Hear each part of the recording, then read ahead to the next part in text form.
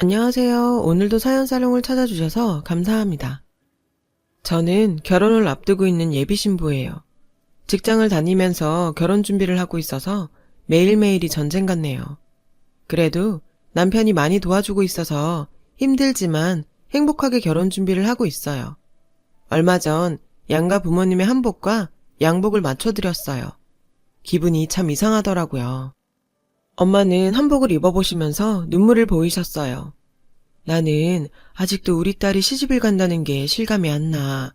엄마랑 조금만 더 같이 살면 안 될까?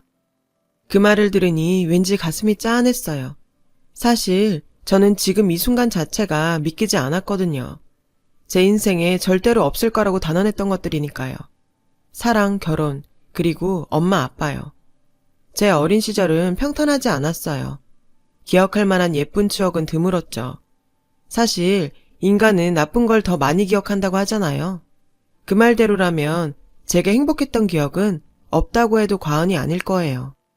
제가 가지고 있는 가장 오래된 기억 중 하나를 떠올려 보자면 그 기억은 저를 차가운 돌계단 아래 앉혀놓던 제 엄마의 모습이에요. 저의 생물학적 친엄마요. 저는 그날 친엄마 손에 버려졌어요. 지금의 제 엄마는 저를 낳지는 않았지만 친딸처럼 저를 아껴주시거든요. 저를 호적에도 올려주셨고요.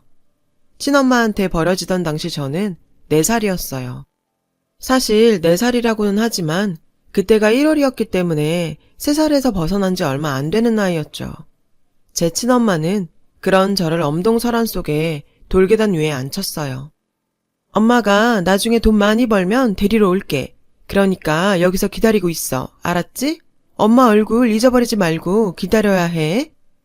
그 말만 남기고 저를 두고 떠났어요. 순식간에 일어난 일이라 저는 울지도 못하고 그저 앉아 있었죠. 한 20분 정도 그렇게 앉아 있었을까요? 누군가 문을 열고 나왔어요. 목사님, 여기 왜 나이가 앉아 있어요? 친엄마가 저를 버리고 간 곳은 교회에서 운영하는 보육원이었어요. 저를 발견한 선생님은 저를 데리고 안으로 들어갔고 안채에 계시던 목사님이 나와 저를 살피셨어요.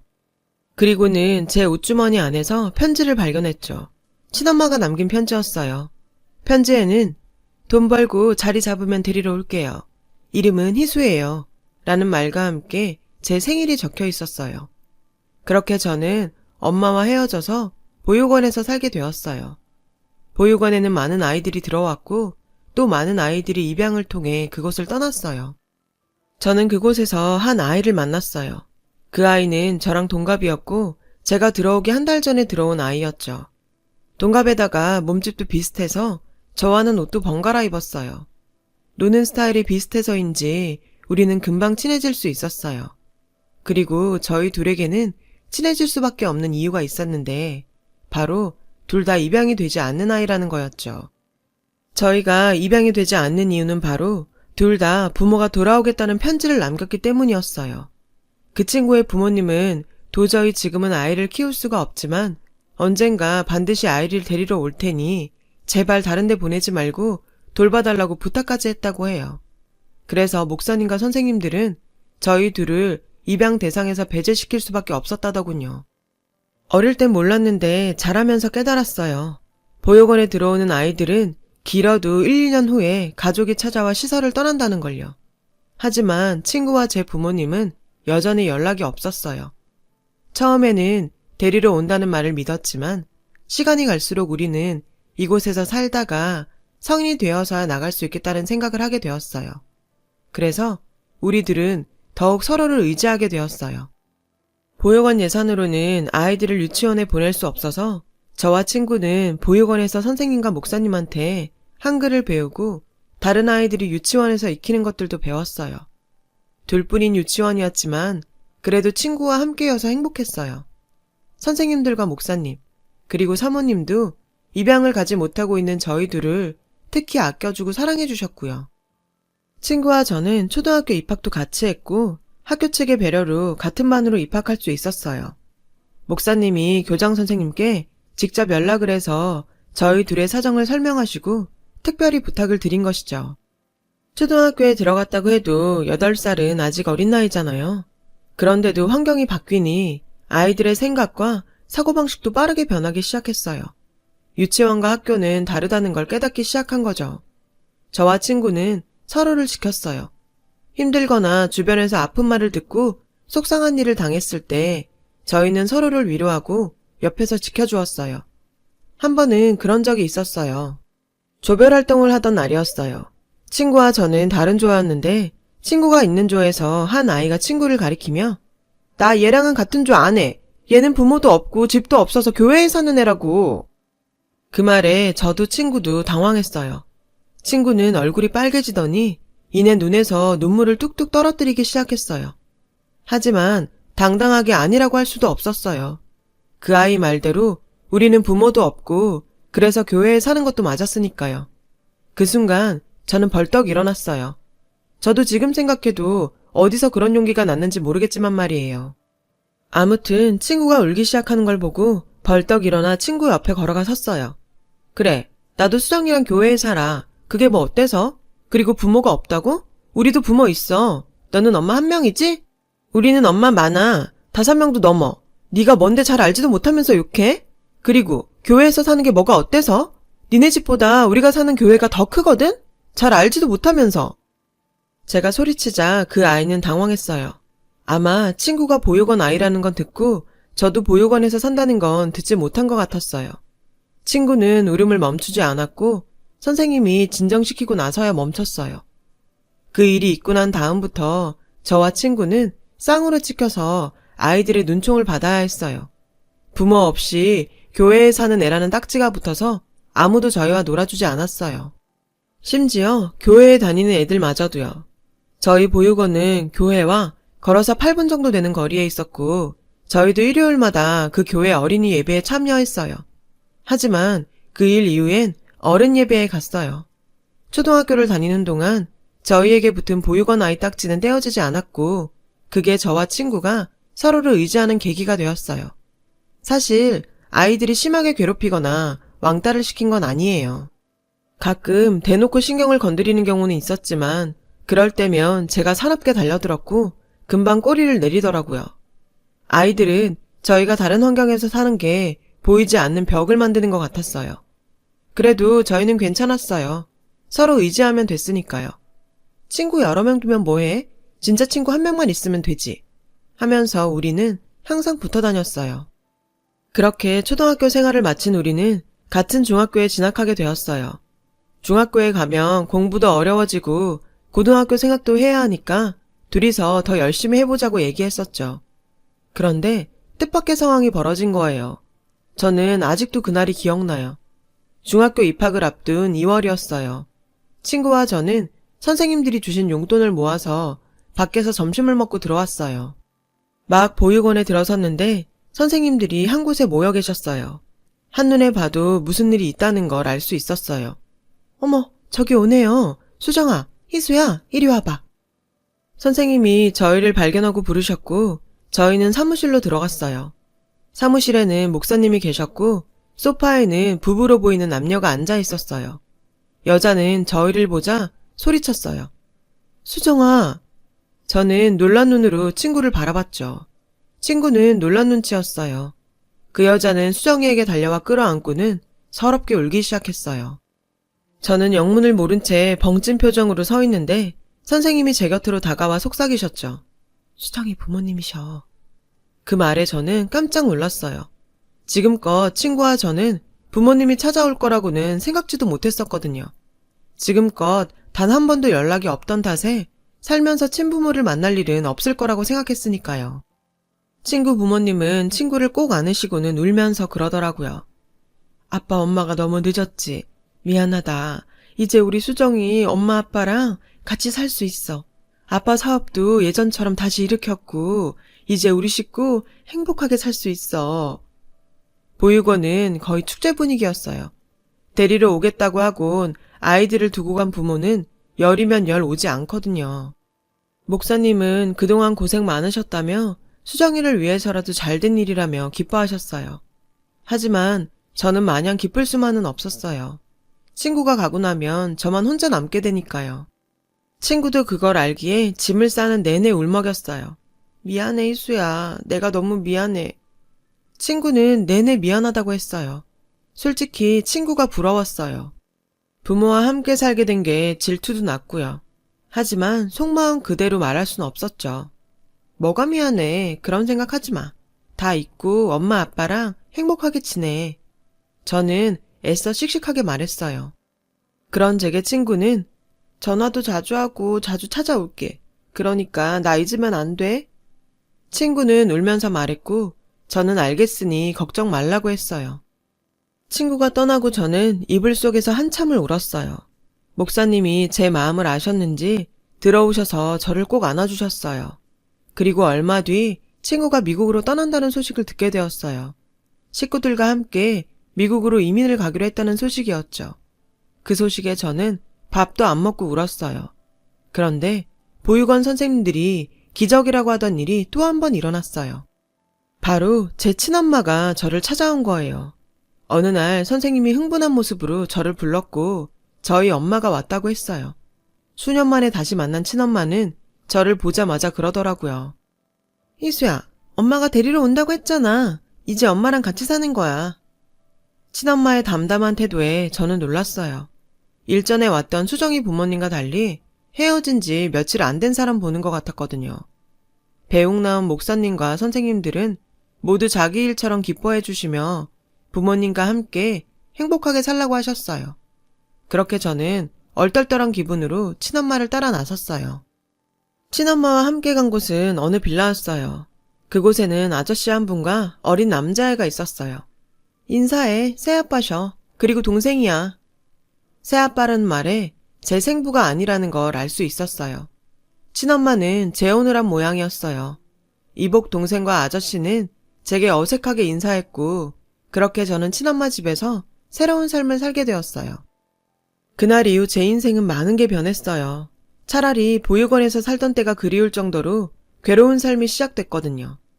친엄마는 중학생인 저에게 동생과 집안일을 떠넘기다시피 했어요. 당시 새아빠는 회사원이었고 친엄마는 화장품 가게 판매원으로 일하고 있었어요. 엄마는 술을 좋아해서 퇴근 후 동생이 잠들기만 하면 바로 술병을 꺼내들었어요. 술에 취하면 늘 제게 술주정을 했죠. 사실 널 데려올까 말까 고민했는데 그이가 그래도 친자식인데 데려오라고 해서 데려온 거야. 그러니까 고맙게 생각하고 동생한테 잘해. 알았어? 저 사람이 정말 내 엄마가 맞을까 싶을 정도였어요. 친엄마의 술주정을 들을 때마다 서러운 마음뿐이었죠. 제가 볼 때는 새아빠와의 관계도 그리 좋지 못한 것 같았어요. 다투는 모습을 보는 일이 잦았거든요. 그래도 새아빠는 삐뚤어진 사람은 아니라서 저와 동생에게 신경을 써주었어요. 동생 때문에 친엄마와 헤어지지 못하는 것 같았어요. 저는 먹고 잘 수 있는 집이 있다는 사실에 만족하자 생각하며 견뎠어요. 어린 동생도 잘 돌보았고 나름대로 공부도 열심히 하면서요. 그러면서도 친구와 함께 지냈던 시절이 그리웠어요. 저는 친구 생각에 다른 친구들과 잘 어울리지 못했어요. 학교 친구들과 어울릴 때마다 친구의 빈자리가 너무 크게 느껴졌거든요. 연락도 안 되니 그리움은 더 컸죠. 그렇게 시간이 흘러 저는 고등학생이 되었어요. 제가 고등학생이 되고 대학 입시를 준비해야 할 나이가 되었을 때 집안의 상황은 훨씬 더 나빠졌어요. 친엄마와 새아빠의 관계가 회복 불가능한 상태가 되어버렸거든요. 정말 눈만 뜨면 싸웠고 시도 때도 없이 툭하면 이혼 얘기가 나왔어요. 이혼은 시간 문제인 것 같더라고요. 저는 차라리 빨리 이혼을 하길 바랬어요. 제가 수능시험을 치르고 일주일쯤 지난 어느 날 새아빠가 저를 불렀어요. 그리고는 친엄마와의 이혼을 알렸어요. 너에게는 정말 미안하지만 내가 너까지 데리고 살 상황이 안 돼. 새아빠는 자신의 양육권을 가진 동생만 데리고 살게 되었다고 말해주었어요. 이해했어요. 저는 찐딸도 아니고 솔직히 새아빠도 넉넉지 않은 형편이라 저를 책임질 여력이 안 됐거든요. 대신 내가 동생 데리고 나갈 테니까 넌 그냥 여기서 엄마랑 살면 돼. 저는 새아빠한테 그동안 감사했다고 말했어요. 며칠 뒤 새아빠와 동생이 이사갈 날이 결정되었어요. 이혼도 거의 마무리되어 갈 즈음이었죠. 그런데 이혼이 성립되기 직전 친엄마가 도망쳤어요. 쪽지 한 장만 딸랑 남긴 채 새벽에 짐을 싸들고서 말이죠.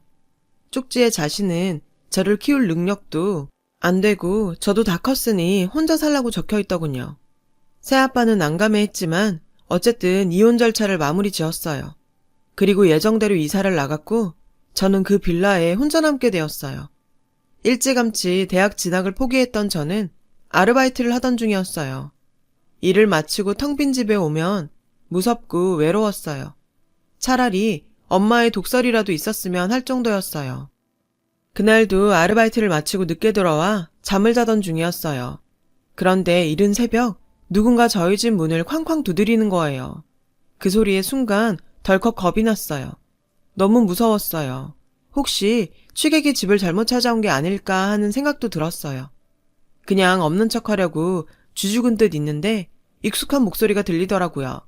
희수야, 희수 없니? 희수야. 보육원 선생님 목소리였어요. 겁에 질려있던 저는 번개같이 달려나가 문을 열었어요. 선생님 얼굴을 보자마자 눈물이 팍 터지더라고요. 그리곤 주저앉았죠. 긴장이 풀려서 다리에 힘이 풀렸거든요. 선생님은 저를 달래며 그러시더군요. 지금 빨리 보육원으로 가야 돼. 그 길로 저는 선생님을 따라 나섰어요. 그렇게 7년 만에 보육원을 다시 찾았죠. 보육원에는 누군가 저를 기다리고 있었어요. 중년의 여자분이셨죠. 그분은 저를 보시더니 눈물을 글썽이며 다가와 저를 끌어안으셨어요. 그런데 그 여자분이 낯설지 않은 거예요. 분명 어디서 본 것 같은데 기억이 안 나더라고요. 그때였죠. 옆에서 선생님이 그러시는 거예요. 수정이 어머니셔. 기억 안 나니? 저는 그제야 그분을 알아보았어요. 그런데 친구는 보이지 않았어요. 선생님은 저와 친구 어머니를 앉히고는 제 손을 꼭 잡고 말씀하셨어요. 희수야, 놀라지 말고 들어. 수정이가 죽었대. 너무나 기가 막힌 소식에 저는 머리를 한 대 맞은 듯한 기분이었어요. 친구의 어머니를 바라보자 울면서 고개를 끄덕이시더라고요. 교통사고였어. 라는 말을 하시면서요. 충격적인 소식에 저는 아무 말도 할 수 없었어요. 그저 눈물만 흐를 뿐이었죠. 친구 어머니는 저를 꼭 안아주셨어요. 그리고 저와 함께 흐느껴 우셨어요. 그 자리에 있던 선생님도 마찬가지였죠. 수정이가 항상 네 얘기를 했어. 너 아니었으면 못 버텼을 거라고. 수정이가 죽기 전에 남긴 말이 있어. 자기가 죽으면 희수 너를 찾아서 자기 대신에 딸처럼 키워달라더라. 수정이가 죽고 한동안 시리에 빠져 지내시던 수정이 부모님은 딸의 유언을 떠올리곤 저를 찾아오신 거였어요. 하지만 보육원 선생님을 통해 제가 엄마를 따라 보육원을 나갔다는 얘기를 들으시곤 일단 저를 만나서 수정이 부고를 전해주려고 저를 부르셨다고 하셨어요.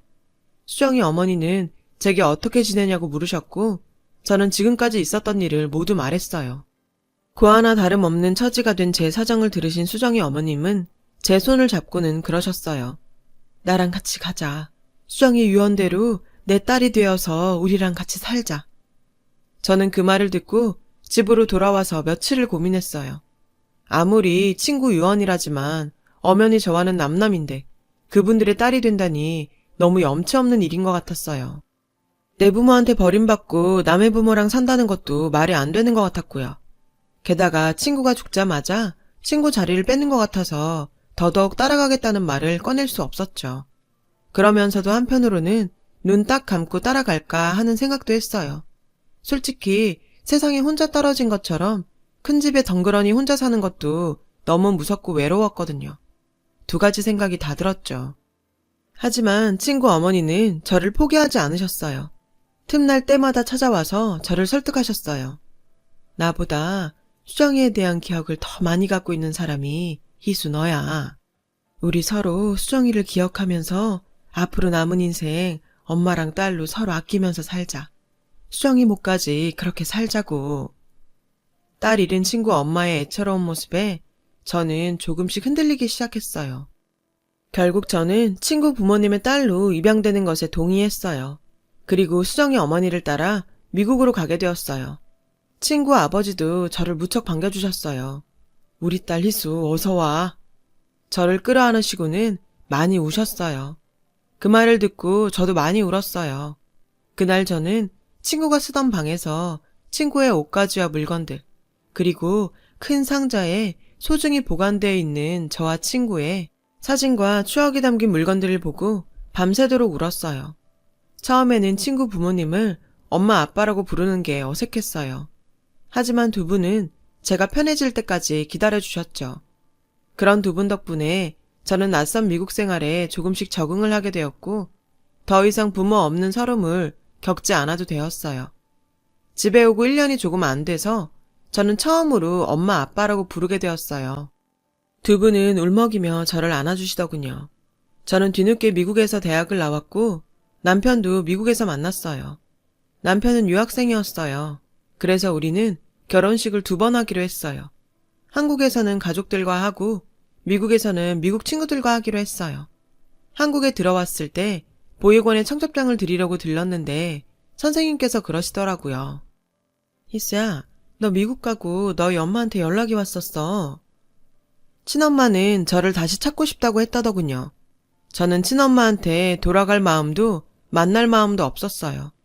소중했던 친구가 떠나며 남긴 선물 같은 가족들 덕분에 저는 지금 행복한 나날을 보내고 있어요. 그래서 친구한테 고맙고 미안해요. 이 모든 게 친구가 누려야 했던 거니까요. 제가 가장 외로웠던 시절 제 유일한 친구이자 가족이었던 친구를 저는 절대로 잊을 수 없을 거예요.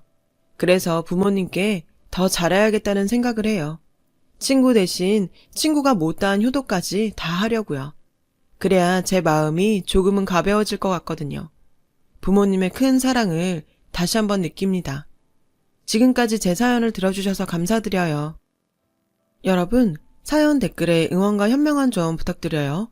좋아요와 구독은 저에게 큰 힘이 됩니다. 오늘도 좋은 일 가득하세요.